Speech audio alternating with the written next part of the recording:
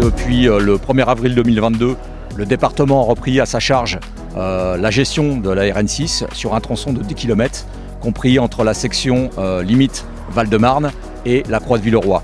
Depuis cette date, le département a œuvré pour la remise en état de cet axe majeur, aussi bien sur les entretiens que dans le domaine de l'exploitation, puisque à ce titre, une grosse partie de la chaussée déjà a été reprise sur environ 5 km, déjà sur la traversée de Brunoy dans le sens Paris-Province l'année dernière et dans le sens Province-Paris depuis Montgeron jusqu'à la limite du Val-de-Marne.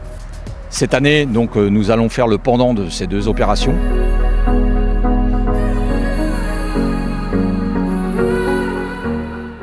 Donc aujourd'hui, nous préparons le chantier pour la réhabilitation de la couche de roulement sur environ 3 km 300, donc depuis l'origine avec le Val-de-Marne jusqu'à la sortie de Montgeron.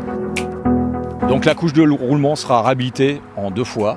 Donc une première couche qui permettra de redonner une structure à cette chaussée et une deuxième couche qui sera appliquée avec un enrobé phonique qui permettra de réduire la nuisance sonore aux usagers et aussi aux riverains.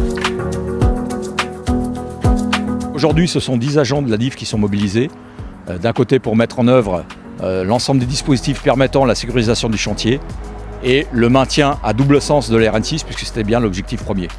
Alors ce qu'il faut savoir, c'est qu'on ne peut pas faire de faute dans un balisage.